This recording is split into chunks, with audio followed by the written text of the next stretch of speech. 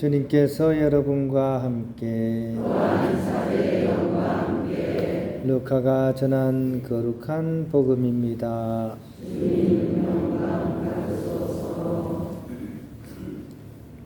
그때 예수님께서 제자들에게 말씀하셨다.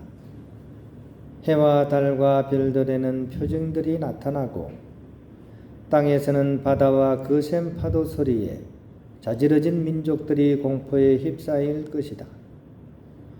사람들은 세상에 닥쳐오는 것들에 대한 두려운 예감으로 까무러칠 것이다. 하늘의 세력들이 흔들릴 것이기 때문이다. 그때 사람의 아들이 권능과 큰 영광을 떨치며 구름을 타고 오는 것을 사람들이 볼 것이다. 이러한 일들이 일어나기 시작하거든 허리를 펴고 머리를 들어라. 너희의 속량이 가까웠기 때문이다.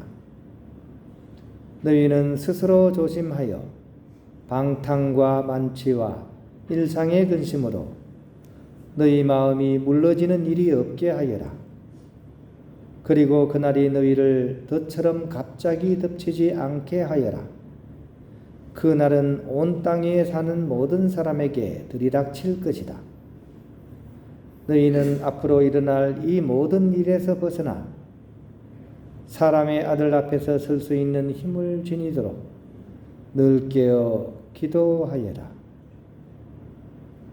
주님의 말씀입니다. 평안을 빕니다. 좌우에 계신 분들하고 평화 인사 나누겠습니다. 평화를 빕니다.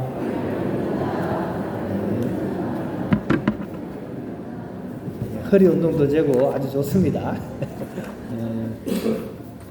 오늘 이 대림 일주일입니다.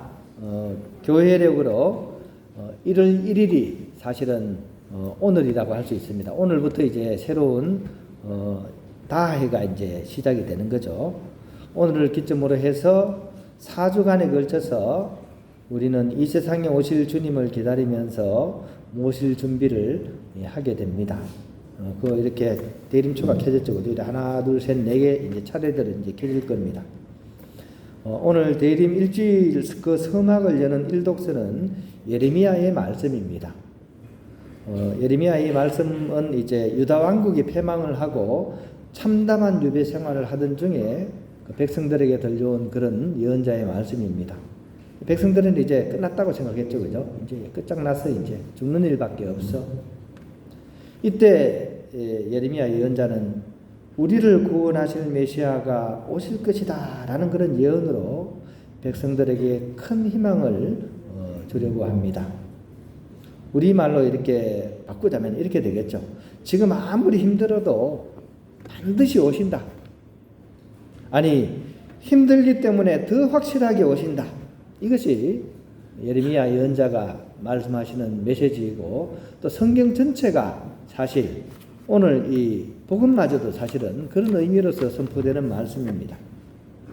그러므로 지난 1년간 정말 아무도 알아주지 못하는 가운데서 고생하며 눈물 흘리신 우리 분들, 또 가진 노력에도 불구하고 자꾸 넘어지신 그런 분들, 또 우리 모두가 사실 그런 사람들 아니겠습니까?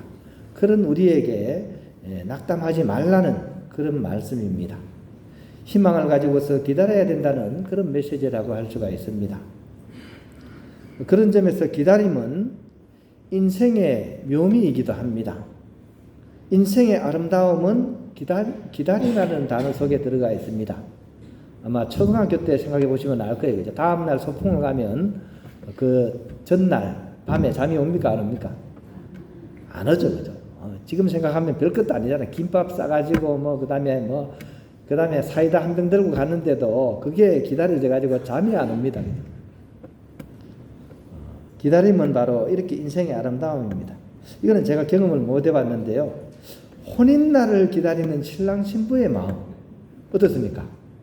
혼인날이 이제 12월 25일 날 한다. 그러면 지금부터 어떨까요? 잠이 올까요? 안 올까요? 와요. 제가 몰라서 제가 이거는 몰라서 물어보는 거예요. 어떻습니까? 기다려집니까? 아니 보면 신랑 막 거꾸로 잡아놓고 발바닥 막 때리잖아요. 그 발바닥 맞아야 되는데도 기다려져요? 기다려지니까 가겠지. 그죠? 기다리면 바로 그렇게 우리 인생의 아름다움입니다. 하지만 누구나 그런 아름다움과 기쁨을 지니지는 않습니다. 준비가 안 된 사람은 이 기다림의 시간이 오히려 두려움이기 때문입니다. 엇갈린 기다림이 있을 수가 있다는 얘기입니다. 어떤 분이 한창 우리나라가 어려울 때 이제 중동으로 이렇게 많이 일하러 가셨잖아요. 그죠? 이분이 가족들을 위해서 거기 나가서 이제 돈을 벌기 위해서 갔습니다.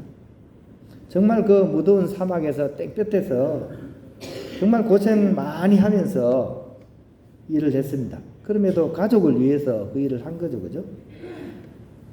이 돈 모아가지고 내 집을 장만하고 또 아이들 대학 공부도 시키고 그런 꿈을 가지고서 정말 고생하면서도 견뎠습니다. 3년 만에 이제 드디어 귀국을 하게 됐습니다. 정말 비행장에 내릴 때는 꿈과 희망으로 날아갈 듯한 그 발걸음이었습니다.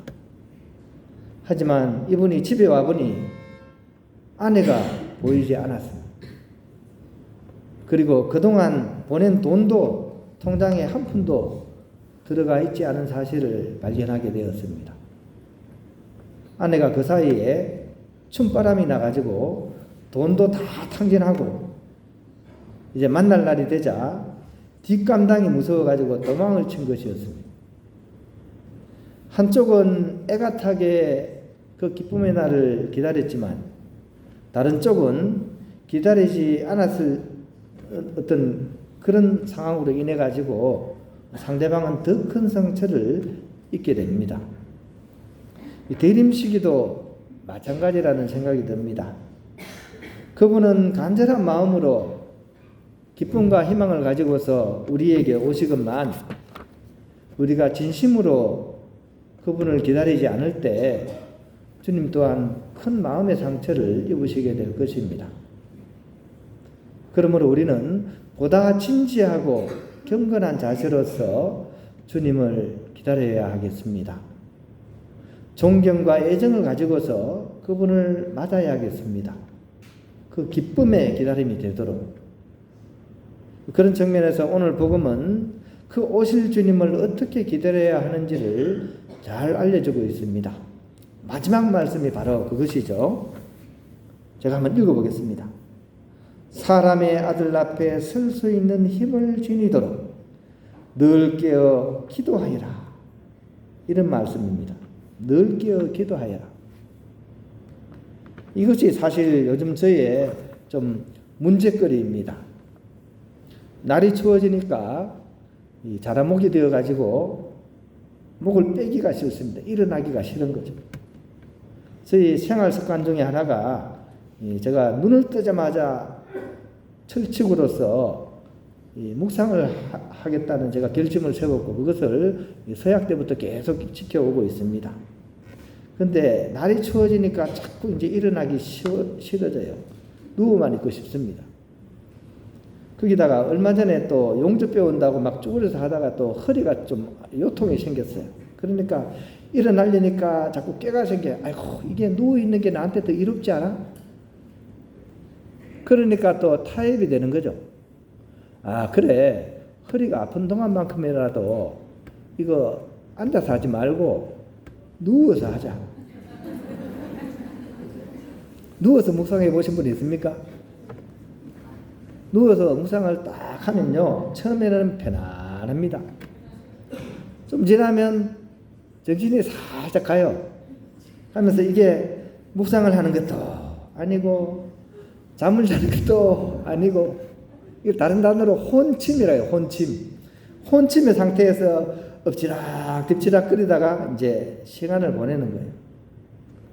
이게 참 괴롭더라고요. 그래가지고 제가 이번 대림 시기 동안 이것을 이제 제가 극복해야 될 문제로서 이렇게 잡았습니다. 좀 일어나기 싫고 힘들어도 그동안 해온 게 그 긴 세월인데 놓쳐서는 안 된다 하면서 이제 오늘 아침부터 다시 이제 일어나 앉기 시작했습니다. 혼침이 오지 않더라고요, 확실히.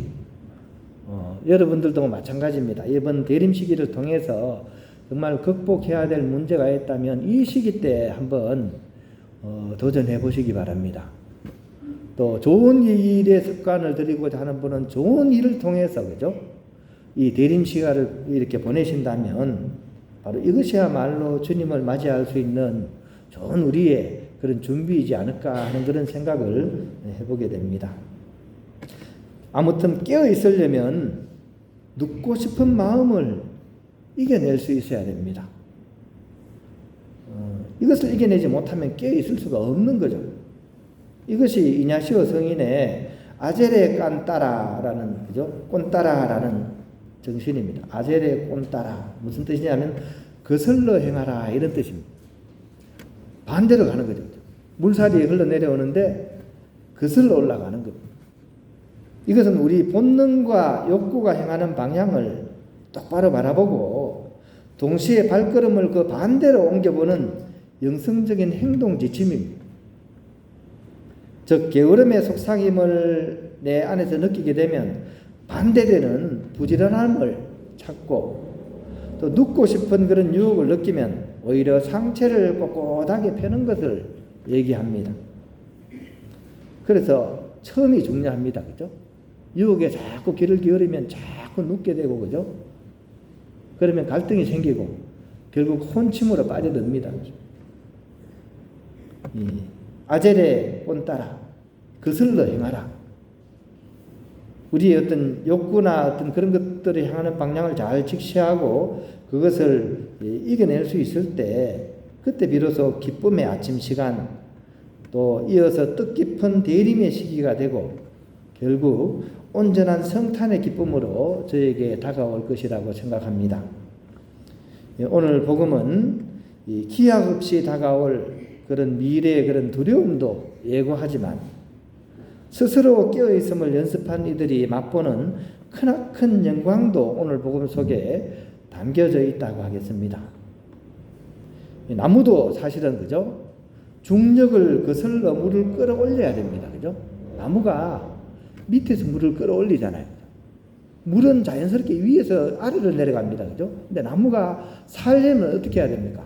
밑에서 물을 끌어올려야 돼요. 거슬러 행해야 됩니다. 그래야만이 빛을 만나고 키가 자랍니다. 우리도 마찬가지입니다.